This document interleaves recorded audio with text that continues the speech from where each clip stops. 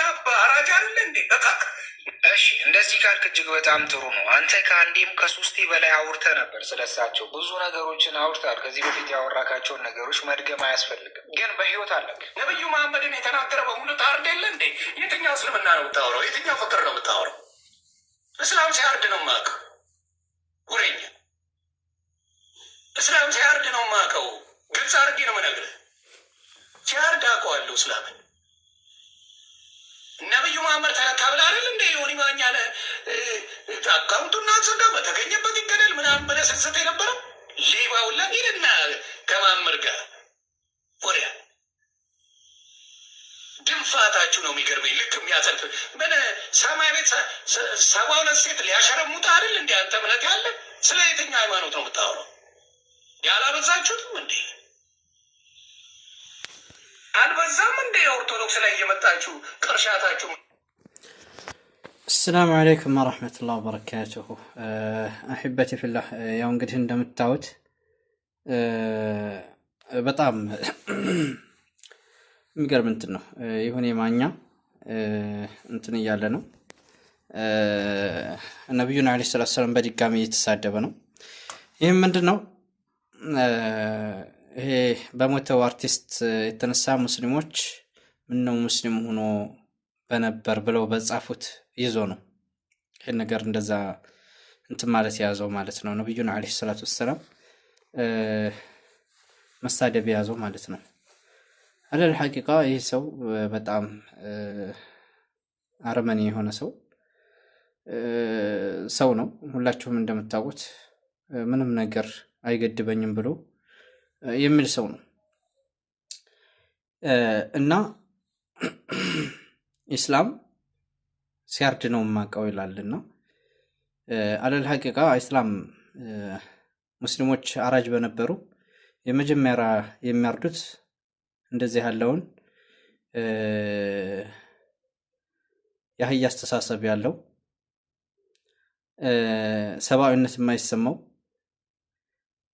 እንዳንተ ያለውን አህያ ነበር የሚያርዱት። ሙስሊሞች አራጅ አይደሉም፣ ግን አራጅ አይደሉም። ስለዚህ እኛ አንተ አሁን ብትሳደብ ምንም የሚገርም ነገር አይደለም። ምክንያቱም ከዚህም በላይ የፈጠረህን ጌታ ክደሃል።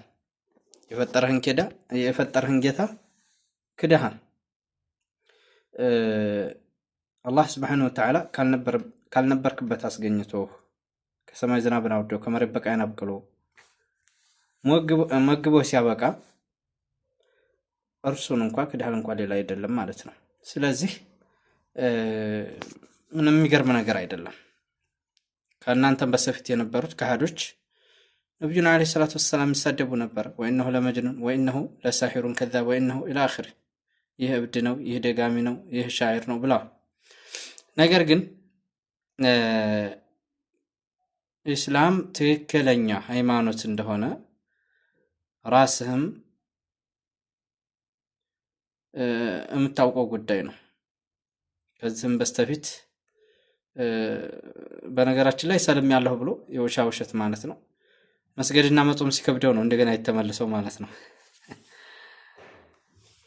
እና ይህ ሰው በጣም አረመኔ ነው። ወላሂ በጣም ነው ለመናገር የሚሰቀጥጡ ነገራቶችን ብዙ ይናገራል፣ ይሳደባል። ስለዚህ አለል ሐቂቃ እብድ ነው ማለት የሚቻል ሰው ነው። እስር ቤት መሆን የነበረበት ሰው ነው። ሰዎች ከሱ ተንኮልና ከሱ ስድብ እንዳርፉ ማለት ነው። ስለዚህ ኢስላም ሰላም ነው። ሰውን ዝም ብሎ ብድግ ብሎ የሚያርድ የሚገል አይደለም፣ በሐቅ እንጂ ማለት ነው።